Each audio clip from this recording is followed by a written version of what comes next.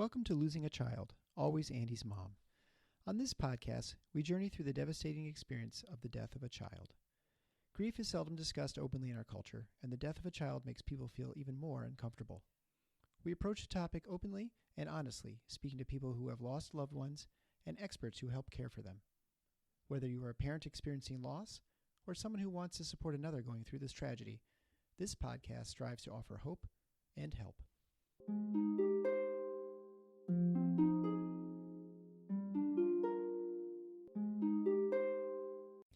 Welcome to episode 107 of Losing a Child, Always Andy's Mom. I'm Marcy Larson, Andy's mom. Today I have the privilege to speak with Stephanie, Corey's mom. Stephanie lost her son Corey to spinal muscular atrophy as a young infant.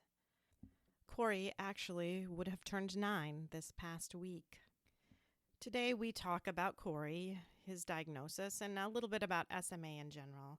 And we also talk about what these 9 years have been like and how healing slowly does come over time. I just want to remind you all to go to my website and be able to see little pictures of Corey. You can also sign up to be on my email list, so you're emailed each week with the pictures and the write-up and a link to the current episode. If you feel led to help support the podcast financially, there is a donate page there too. Still, remember that you can go on Amazon.com and, in fact, go to smile.amazon.com and pick Always Andy's Mom as a charity, and you can get a small donation that way as well. As always, you can still follow me on Facebook and Instagram and Twitter at Always Andy's Mom. So for now, please enjoy this wonderful conversation with Stephanie, Corey's mom.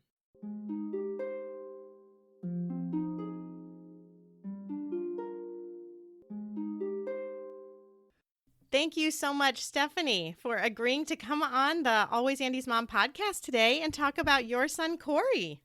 Yeah, I'm super excited. Yeah, very good.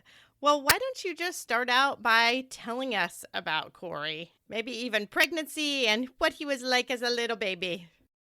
I had a super normal pregnancy. Everything was healthy, went really well. My delivery went smooth. He passed all of his tests. He was super healthy. We went home from the hospital, I think it was 24 hours later. Oh, wow. Quick one. Mm-hmm. Yeah, super quick. Everything went, really good. He was, just so cute. Yeah. First baby for you? Second. Second baby. Okay. So you had one at home already. Yeah. My daughter had just started kindergarten. So. Oh, so there was a pretty big gap, actually. Yeah. Yep. She was like a little mom, but she was really excited. So it was good. And he was such a good baby. He didn't really, he wasn't very fussy or anything like that. He was perfectly healthy. And then about maybe 6 weeks old, I started noticing some kind of small developmental physical milestones that he wasn't hitting. He was kind of more sleepy. He would sleep a lot and we were doing tummy time and stuff, and he wasn't really trying to pick his head up or hold his head up. But I didn't really, it had been 6 years since I had a baby. So, I'm like, oh, he's just lazy. I didn't really think anything of it. And then he was about 6 weeks old and he started getting what I described it as a cough. I thought he was getting some kind of respiratory illness, and it was a Friday. So I called the pediatrician and I was like, hey, I really want to bring him in before the weekend hits, cause he's only 6 weeks old. So I thought, maybe since my daughter had just started kindergarten, maybe she brought something home to him or, something. So I went in and she definitely agreed with me. And she kind of noticed, which I did not pick up on this at the time. She noticed that he was a little weak, than what he should be. So she sent us to a local, smaller branch children's hospital in our town, just to get a chest x-ray to make sure he didn't have pneumonia. Yeah, because she probably thought he was weak because he was just really sick from an illness. And she definitely noticed, like I said at the time, I thought that I described it as a cough, because he would do this, have this little respiratory thing that sounded like a cough, every couple minutes or so. or sporadically. So we went to get the x-ray, and at the time I wasn't sure. They didn't tell me a whole lot when we were there. So yeah, so we did the x-ray, and they came in and they had asked us to go ahead and go downtown to like the main campus because they were kind of concerned with some findings on his chest x-ray, and that's all they really said. So So I'm sure you thought infection, right? Yeah. yes, like I was thinking like, oh, okay, so he has pneumonia, we'll go there, maybe antibiotics, IV, maybe deal with it. So we got there, and kind of the same thing. They actually admitted him. The diagnosis was just general weakness.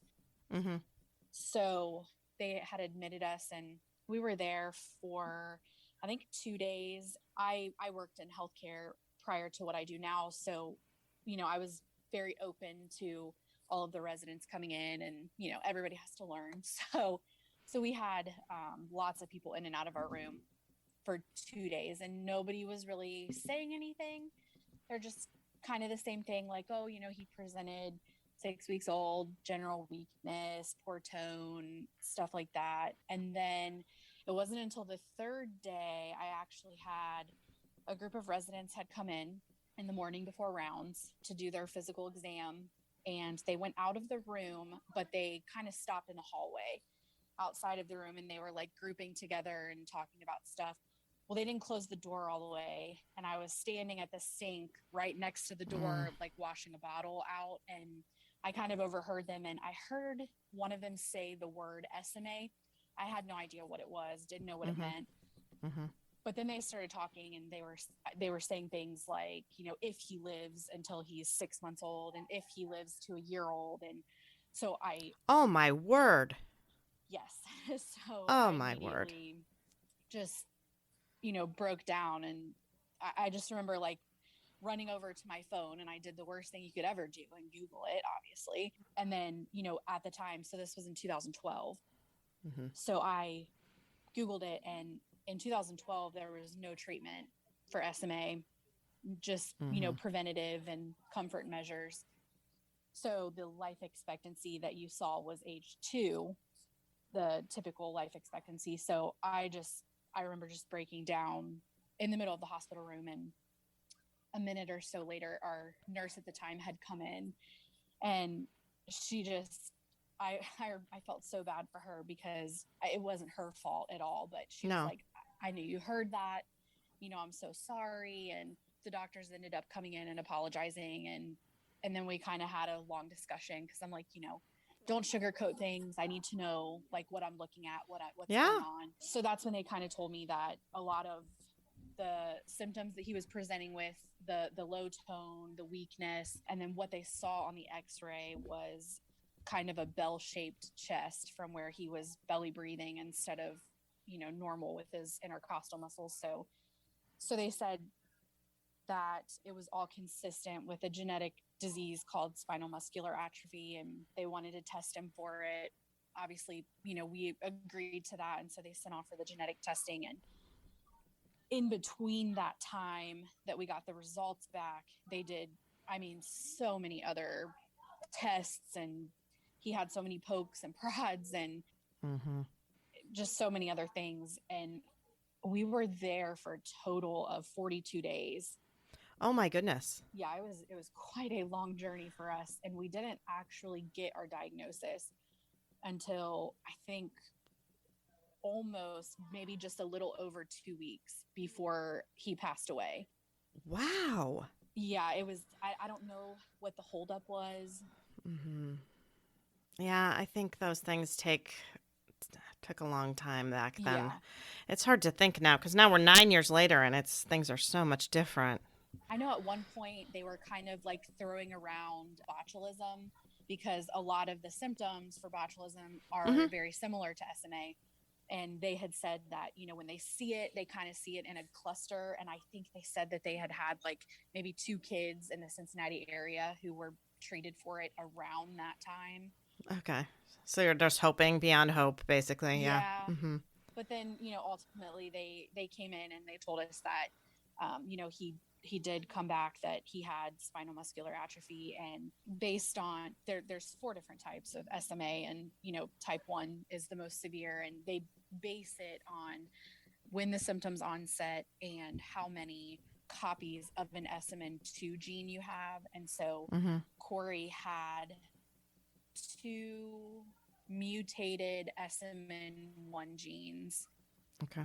That were essentially just blank. So they were missing. And then he only had 3 SMN2 genes. So he was a pretty weak type 1. So at that point, we got our diagnosis, and we were kind of looking at where do we go from here? How do we go home? This is what we're dealing with. What are our next steps? And so we didn't even really get time to think about it, because they were doing CPT therapy, kind of, patting his back and stuff to break up some secretions that he wasn't strong enough to break up. And at this point, when they were doing that, we had actually moved from a regular room to a respiratory unit, and he was on a BiPAP.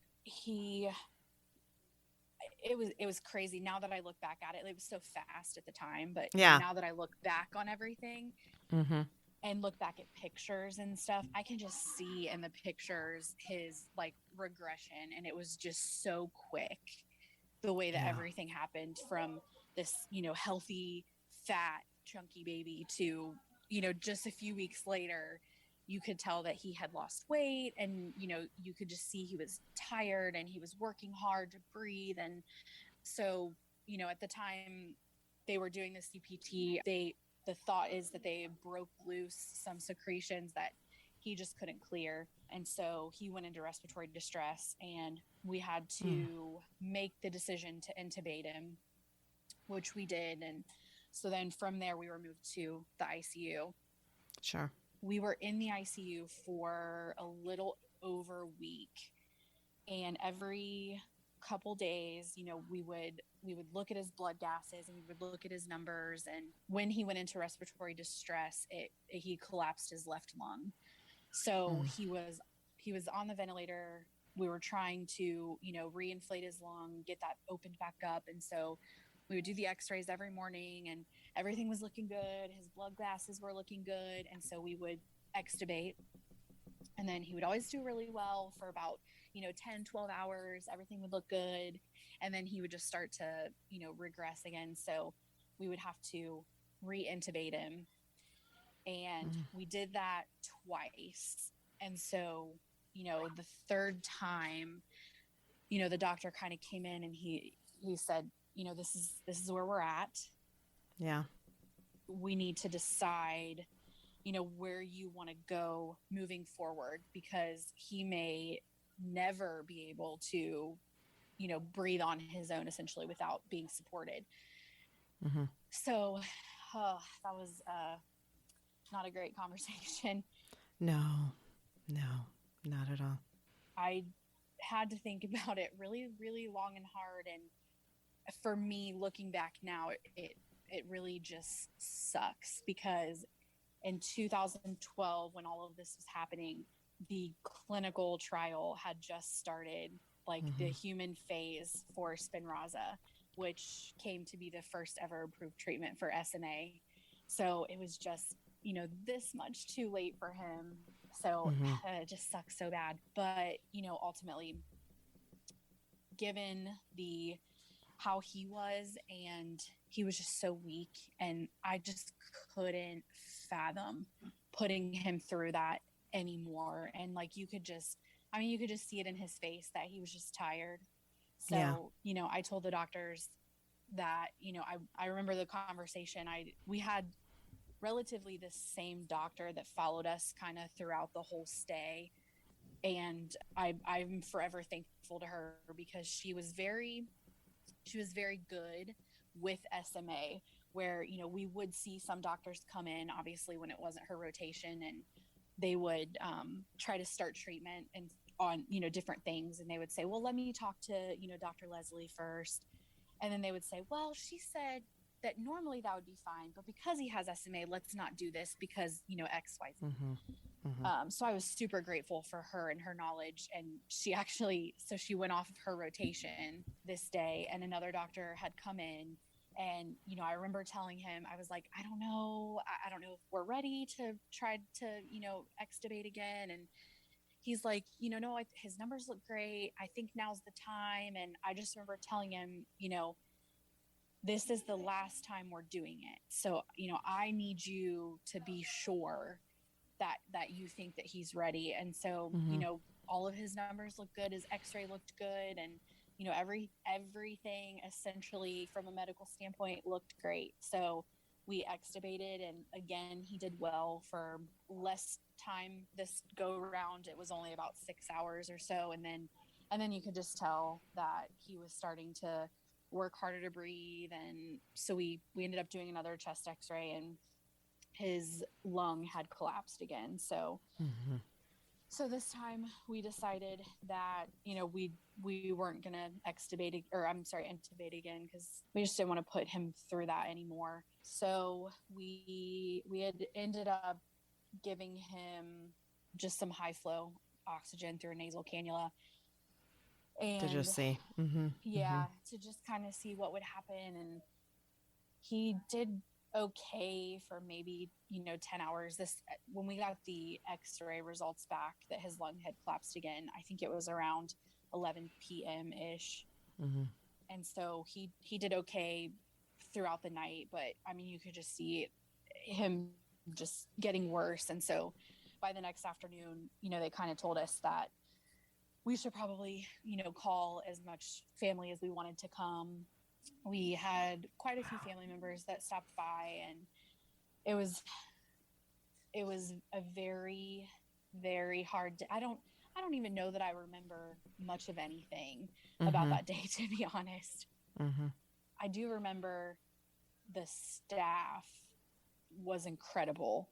I do remember that much. They actually, throughout the whole process, they were great, especially when we got to the ICU. Because of all the equipment and stuff that's in there, you weren't supposed to like eat and drink in the room. And, you know, they had like a family room, a couple rooms down that you had to go to. And I was not leaving. So there were definitely a few rules that were broken for me, which I was grateful for, because, yeah, I wasn't leaving. No. And then, so the last 2 days, you know, when we kind of knew where we were headed, they had a regular bed in there, so I could, you know, just lay with him. And that's, I mean, I don't really remember much about, I know that a lot of my family was in and out of the room, and, you know, I just kind of laid there and held him. And then I think it was around a little before 10, you know, the doctor came in, and he's like, giving the nasal cannula and the oxygen is only supporting, and it's kind of stopping what's going to happen.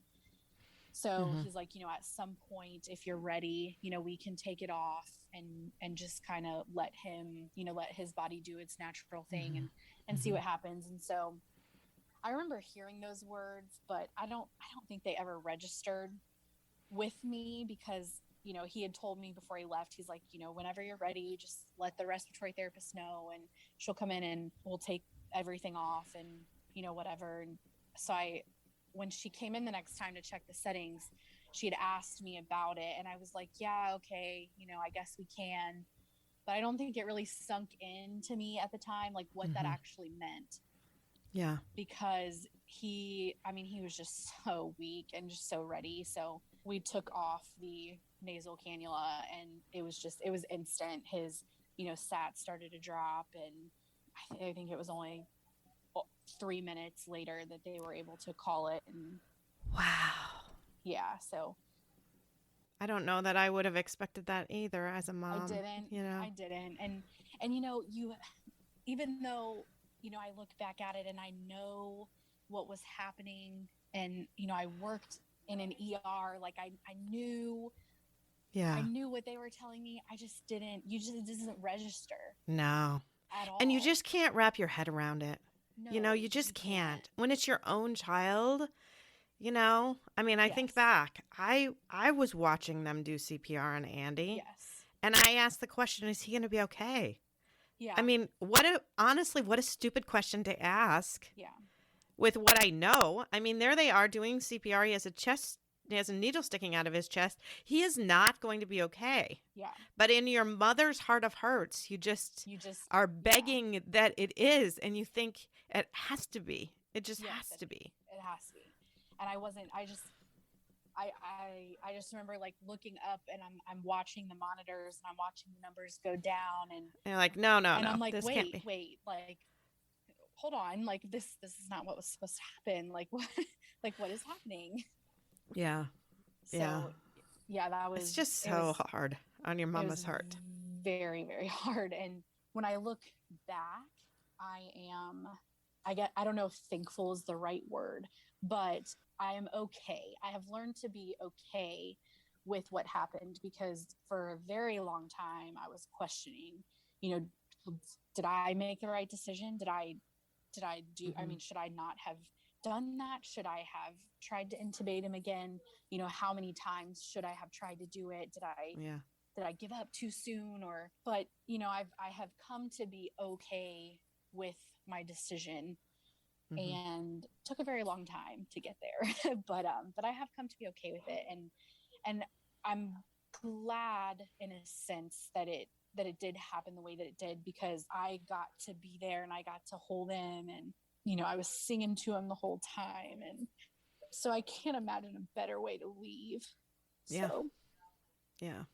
And in that way, he did just sort of slip away, yeah. didn't he? And that's nice a little bit to Yeah. know Yeah, it was good. And then that he wasn't struggling.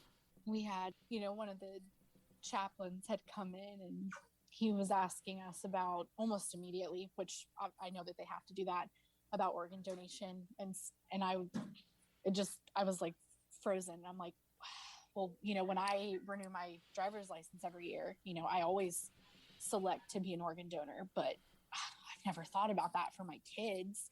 You know, Yeah. I don't ever want to have to think about that for my kids.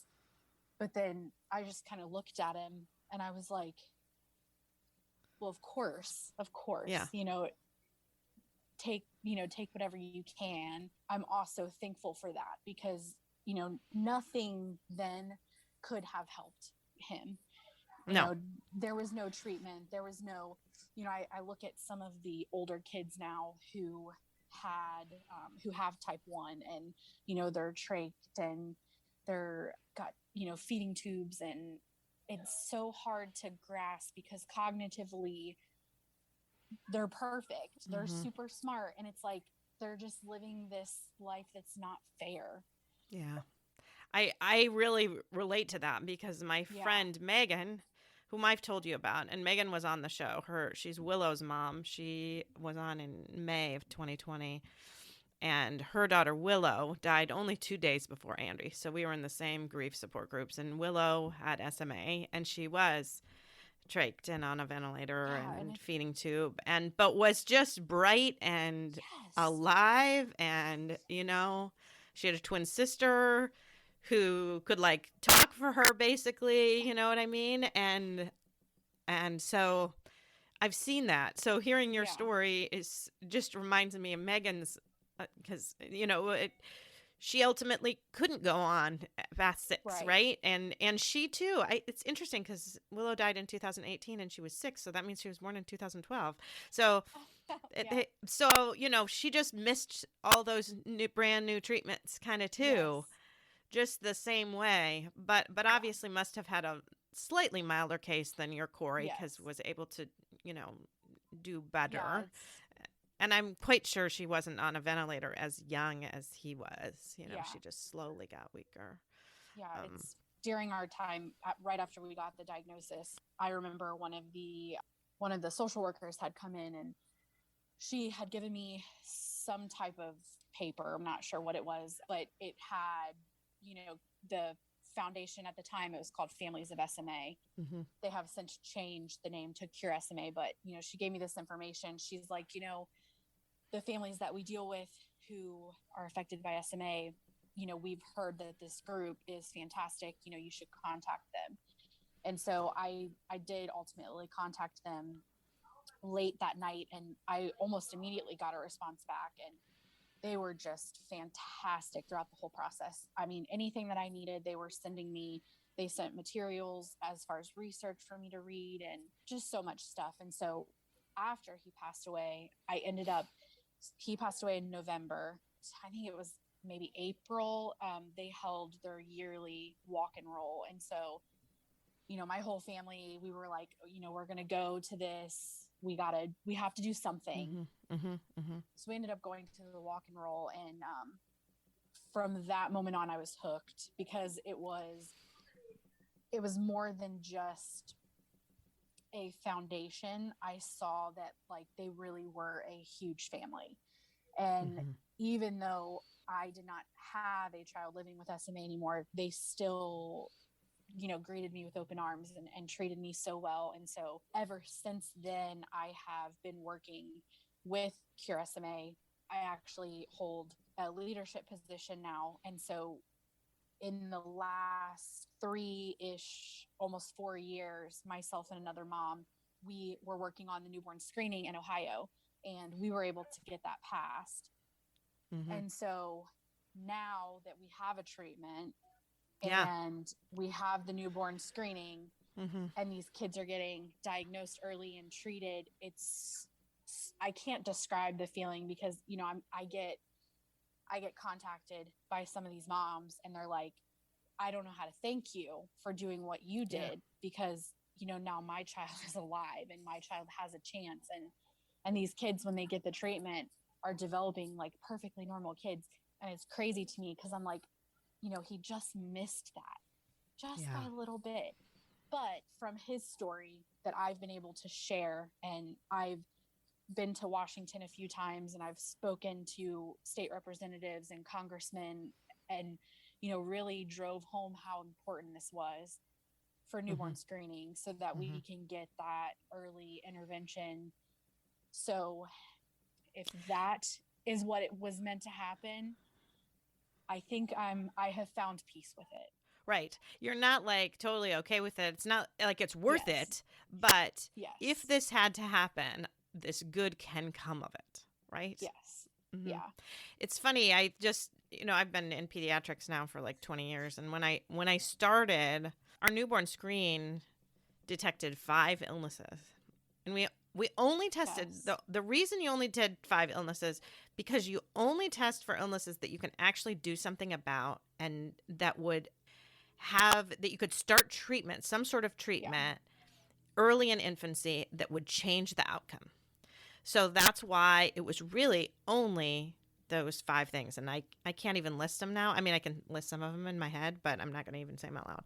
But as, it got easier and easier to test, it had been sort of controversial as to how much money do you spend to try to do these rare diseases if you can't do anything about it anyway.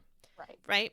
So SMA would have been one of those back at that time, even when he was born. Like, would there be a reason to test for SMA?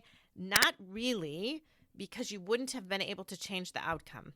And in some ways, I mean, I've talked to people, whose children die of sudden unexplained death of epilepsy. That one comes to mind. And that, would you have wanted to know just how likely that your child was going to die? Did you want to know way ahead of time at the very beginning? Would that have made things better in some way? Right. And so for SMA, if you on day of life 3 would have found out that he was going to die for sure, would that have actually made your life better? Well, probably not. But things change as soon as you can do a treatment. Yes. Because when you can do a treatment, now it's a devastating thing to find out at 3 days of age that your son or daughter has SMA. But at least there's something you can do about it. And if you start that treatment before they have symptoms, holy cow, it's way better. Yes, such a difference. I still, every time there's one little boy in particular that, I follow his parents on Facebook now. He was the first baby that was diagnosed in Ohio via the newborn screening after they implemented it. I mean, I sit and I look at his videos and it's just, I mean, it brings me to tears every time. Yeah, I'm sure it does. I can't, this is so fantastic that you Yeah. can do that. Like, you can do all the things that you're doing. I just watched him the other day, like hitting a baseball off of a tee and running and his house, and I'm like, that is incredible to me. Yeah. And that, makes it a little easier to live with, for sure. For sure. So, Because I know for me, I see kids that are going through mental health issues and maybe suicidal thoughts and things like that. And all that happens to me, I constantly find myself looking to the mother, especially, and just thinking so desperately, I don't want you to be me. yes. And you can look at that little boy's mother and say, I helped so she's not me. Right? Yes, exactly. Because you just don't want her to be you, and for her son to have to go through what your son did. And if you can see those happy videos, it just, I mean, I know a little bit of you, I'm sure, has little pangs of envy sometimes that you wish it could have been, but your grieving mama's heart is just so happy that it's not, that she's not in your shoes, right? Yes, every time. Yeah. It's crazy to me, and I sit back and like look at the differences from now until then. And I just went to a leadership conference before COVID happened. One of the genetic doctors got up and was talking, and he's like going over the death rates from the last few years from SMA, and you just watch these numbers just drastically go down. And he said at one point, he made a statement that, we're entering a world where SMA is no longer going to be fatal. And that just like blew my mind, because I'm like, you're right. It's getting that diagnosis for parents today is so different than the day that I got it. So it's crazy. Yeah. Crazy the difference. It's funny, just a few months after I met Megan and learned about Willow, I get, like, every week, the American Academy of Pediatrics, I think it is, or no, that's the American Board of Pediatrics, they're different, send out these question of the week to kind of, for continuing medical education purposes. And the question of the week was about a baby with SMA and starting treatment. And I read the whole question and I just kind of started to cry, because I just thought of poor Willow and how, had she just been born a little bit later, when I'm like doing this question is totally different than the question would have been 6 years ago. They wouldn't even given me that question to try to, educate me on the treatments of SMA. It's just, it's so different. Everything's so different. Yes, it's very different. It's never gotten easier, through these almost 9 years. That's what I was just going to ask you about. It definitely stings less because of all the advancements that I've gotten to see. Talk about your other daughter and your daughter and what things were like with her, and you know what I mean, when you were going through all of this and in the hospital and just afterwards. It was a very hard time while we were in the hospital. I actually held her back in kindergarten that year because she missed quite a bit of school, because around the time that we were in the hospital, it was flu season. So she, obviously being so young herself, was not allowed at the hospital, but only, I think she was allowed to come twice when we were in a regular room, and that was it. So for her, it was, at the time, I didn't realize how confusing it was for her. I remember coming home from the hospital. She stayed with my parents and my grandparents on and off while we were there, because I didn't leave.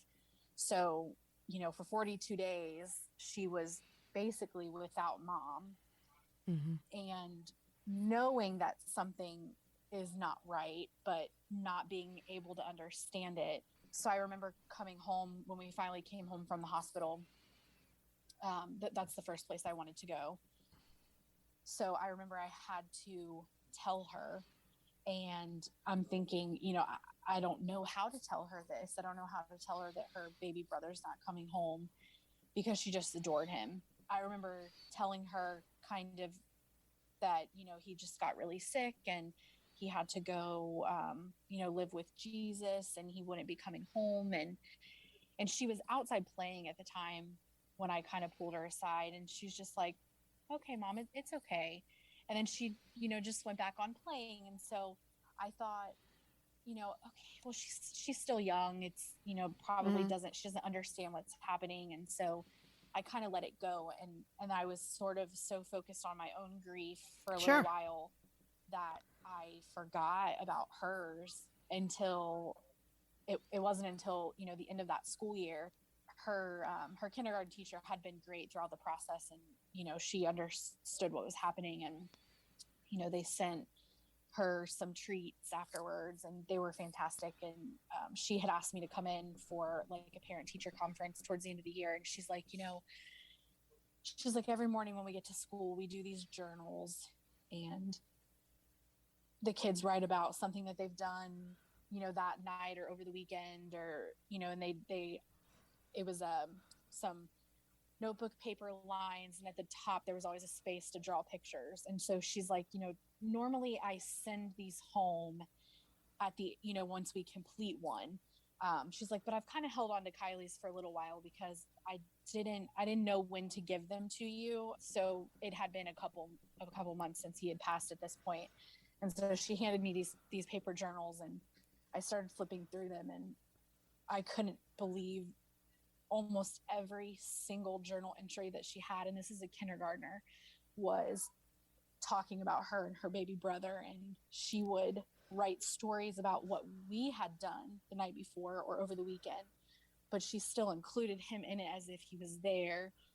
And then some passages that she did, she would draw these pictures, and she'd fill up the whole square, and it was all these, bright colors and abstract kind of images that she was drawing. And then there was always this little baby in the middle of it, and she would talk about how her brother was in heaven and how much she missed him.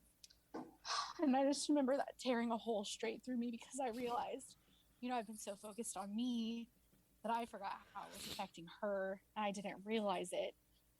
So we have this children's grief support group in Cincinnati that's put on by hospice. And so I had gotten her enrolled in it. And when we started going to it, I couldn't believe the difference in her, that I didn't see it at the time, because she was definitely very affected by it. Yeah. But you know what she was doing? She was trying to protect you. Yes. Even at 5, it's so crazy how even young kids try to protect you. So she went to school where she felt like it was a really safe place, and she wrote about her grief. But she didn't want to do it at home with you because she didn't want to see you hurting. Nope, she didn't think that I would see those. And it was crazy to me when we started, when she started interacting. They kind of broke the groups up by type of loss and by age. And so the group that she was in was with kids her age who had lost siblings and I think cousins or something along those lines. And so I had to drag her there the first day. She's like, I don't want to go, Mom. I don't want to go. I don't want to go here. I don't want to do this. And when we went to leave, she comes out of her group, because the parents kind of waited in their own little room until they were done. She kind of runs out, and she's like, when do I get to come back? Oh. And I was like, oh, did you like it? Do you want to come back? And she's like, yeah, Mom, these kids are like me. Yeah. So I was like, wow, she has gone this whole time thinking that she's the only kid. Mm-hmm. The only kid who has experienced a loss like this or hurt like this. But she wasn't old enough to understand that there are kids like that. It does happen. Yeah. Because it's not really talked about. No, it's not. And I'm so glad that I went with that group, because she ended up participating in it for a couple years. And I feel like it helped her tremendously.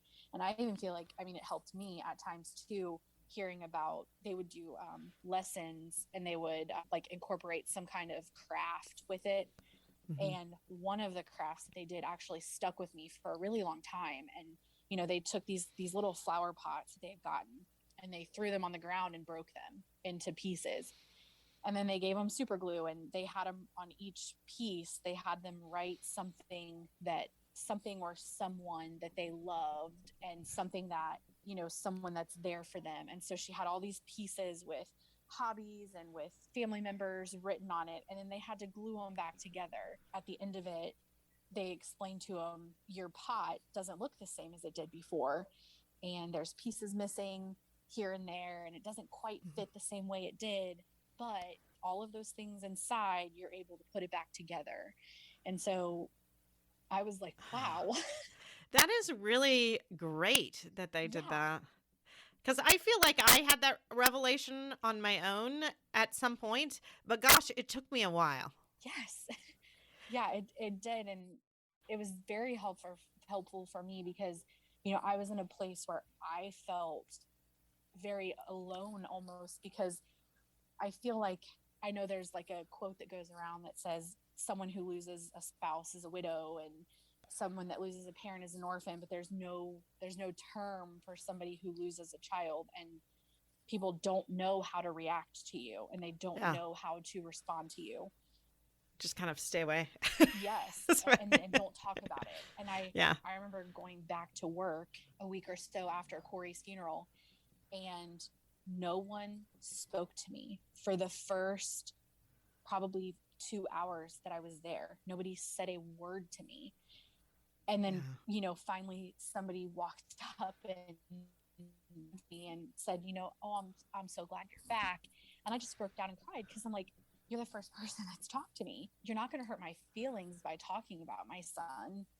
Right. And I may cry, to me, but but it's okay. You're right. And, to me, it's sadder to me now, 9 years later, because he's not talked about a lot anymore, because everyone else has gone on with their lives.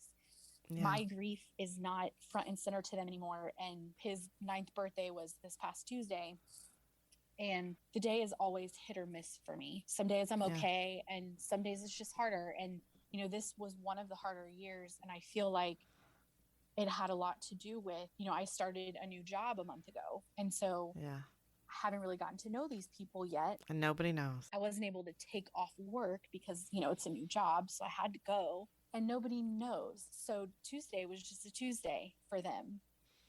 But Tuesday was one of the worst days of my entire existence to me. But it's like they didn't realize that. And I even had friends who, at the end of the day, text me, and they were like, oh my God, I forgot, I'm so sorry. Can I do anything? Can I say anything? And they felt so bad. And I'm like, it's not your fault. It's not, your life has continued. It's so hard, because I'm like, the more and more the more years that go by, he's thought about less by other people. And I think that's the hardest part for me now. Yeah, I think so too. I'm just at 3 years, and I see that already. And it's just so hard. I mean, I think at work and just stuff, people just forget. They just forget that there are going to be certain things that are just going to still trigger me, because for them, like you said, their lives just went on totally fine. And there are a few people that like really still kind of hurt with me, and I think still remember it every time, but a lot of people don't. A lot of people don't. Yeah. And it's hard. Yeah. I have a lot of people say, when I do ultimately share with them my story and share what happened, there's been several times where I've gotten the comment, well, at least he was only 3 months old. Yeah. And it just takes me back every time, because I'm like, I don't think that, 3 months of memories is any easier to deal with than 14, 15, 18 years of memories. That's my child.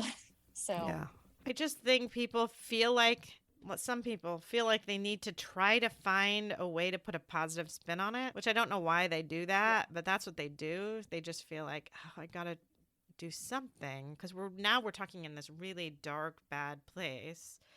So I want to make there be some sort of spin. So it's this is all part of the greater plan, or, at least he's not suffering, or at least he went quickly, or something like that, or at least he only had 3 months. I mean, it's this need to paint a little bit of a brighter picture, like to cheer you up somehow. Because I do feel like they're doing it to they feel like they should sort of try to lighten the mood somehow and make things a little better. So they try to put a positive spin on it. My dad is horrible at doing this. He does this to me all the time. It drives me crazy. Yes. He is always wanting to try to kind of cheer me up. And sometimes I just would love it for him to just be sad, and just please just don't. Because I end up not talking about Andy to him because I know that he will try to somehow flip it around and cheer me up. And I can't handle it if I'm having a bad day. So then we end up not talking, which is not great. But, it just ends up happening. I mean, that's part of my goal with the podcast is having people feel a little more comfortable sitting in the sad space. Yes, because you have to talk about it. And on Tuesday, I felt like I don't have a lot of people to talk about it to anymore because they're not sad anymore. And I am. And it's hard for me to talk with my parents almost for the opposite, because I feel like my parents still are very sad. Mm-hmm. And so they almost overwhelm me with their sadness that I feel like I don't have an opportunity to express my sadness, if that makes sense. Yeah. So that makes it difficult for me. Yeah, that is hard too. When you feel like you're comforting someone else. Yeah. Like, this is not my job to comfort you now. Your job is to try to comfort me, Exactly. I mean, it's different. Like, if my daughter's having a bad day or my husband's having a bad day or my son, I can comfort them. But I feel like you get out of that little window, they got to turn to somebody else. They can't turn to me to comfort them. They have to get their support from the outside and then put theirs on me. Yeah. It feels a little selfish in some ways, but it's the way it kind of has to be. Yeah, it is. And, I try to do little things, especially, for my daughter. So like every year for his birthday, I will make or buy a birthday cake depending on how I'm feeling. And at some point in the day, we'll light a candle and kind of blow it out. I typically can never bring myself to eat it, but she's 14 now. She loves cake. So so that's always good. But now I'm married and I have 2 stepkids as well. And so it gets a little harder because, they didn't know me when this happened. They don't have that connection really. So they're just excited about cake. And, my stepson this year, every 5 minutes after dinner, can we cut the cake? Can we cut the cake? And I'm like, I can't, he's 9. I can't express to him that like, this is a sad cake for me. It's right. Like I'm not ready to cut it yet, but I still have to find a way to celebrate it because, it was his birthday. So and we've had cake too. So we've had 3 cake. And so his favorite cake, there's this place, I don't know if they have it down in Cincinnati, but Nothing Bundt Cakes that they sell these. They're amazing cakes, right? They're amazing Bundt cakes.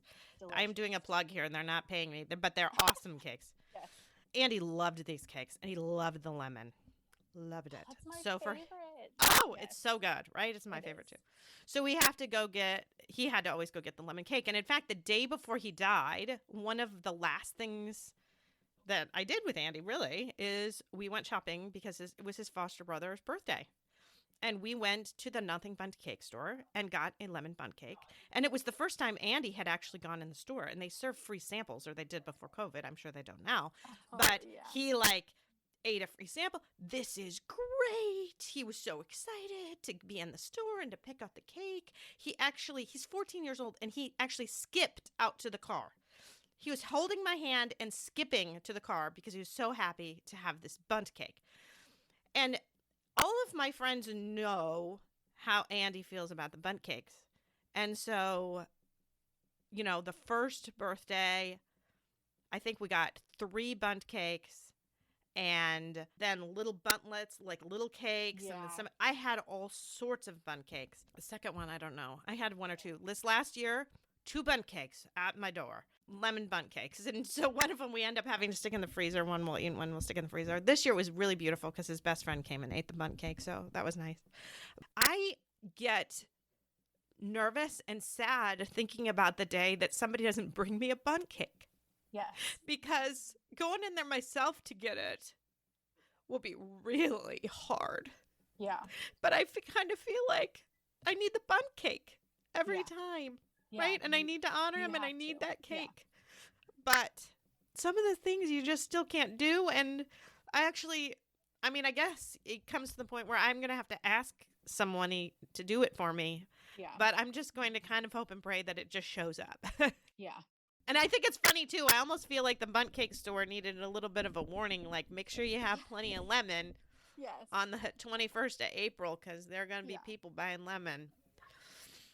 Yeah, I definitely get it. This year in particular, I ended up buying the cake instead of making it because, my work schedule and training is kind of hectic. And so when I went in to get it, the cashiers always make small talk. And she's like, oh, whose birthday is it? And I'm like, oh, it's my son's birthday. Oh my gosh, how old is he? And it's like, it's hard. Right. Because then you just go on and you just say, oh, he's 9. Or you just have to pretend it's okay. I mean, that's almost like easier because then if you throw out there like, well, he would have been 9, but he died. Yes. Like, really, do you need to put that on the cashier? Probably not. Although there are some days that I would be in the mood and I will just put it on. I would just do it anyway. Yeah. And then along the same lines, it's sad for me almost because sometimes it is easier just to say that. And so, it depends on, now that I have been working at my current, place for a month now, I have started to share my story. But, those first couple days, it's, oh, do you have any kids? Yes. How many kids do you have? 2 and 2 stepkids. And I just kind of leave him out of it because to me, it's easier to just slide past it than it is to sit and explain it and to get the pity faces. And then it makes me sad because I don't want to leave him out of it. Yeah. But people don't know how to respond to that. So I know. It's very hard. A lot of times now, it's funny because I still have my foster son, even though he's aged out and he's no longer in the foster system. But, for me, he's my foster son forever. So I used to say, when people ask me that question, I would say 4, 3 biological and 1 foster son. And then, but now it's like 4, 3 biological, 1 of whom died, and then a foster son. And it's way too complicated. So a lot of times I just say 3. And I think in my mind, I'm counting Andy. And then if they ask further, I can throw Valeriano in as the third one. It just depends on kind of the mood I'm in and where I really want to go, because it's just such a question that women ask other women. it is, yeah. It's just like a natural question. It's like it is. It seems like, so do you work outside the home, and how many kids do you have? That's like those are the questions you get. Mm-hmm. Yeah, it's hard. Well, thank you so much for sharing, Corey, with us today. Is there any little last tidbit that you would want to share, bit of advice that you've kind of come to over the last 9 years, anything? The only advice that I really give other moms is that, as hard as it sounds, eventually your world continues to turn at some point. And that's hard to grasp because you think, well, no, it's not. How does my world turn without my son? But one day you just kind of wake up and it is. Yeah. And I think it goes back a little bit to your flower pot analogy too, right? You're still a flower pot and you can still grow flowers in it. It's cracked and it's not as pretty as it used to be, but you can still grow flowers. Yep. Well, thank you so much, Stephanie. I really appreciate you being on the show today. Thank you. Mm-hmm.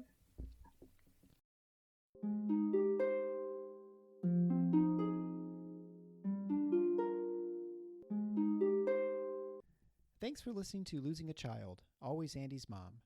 Please subscribe to the show on your favorite podcast player.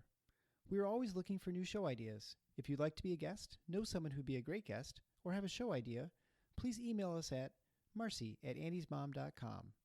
Be sure to visit the webpage, andysmom.com, for more content, including Marcy's blog. There you can also sign up to receive updates via email. Together, let's work to inspire hope, one day at a time.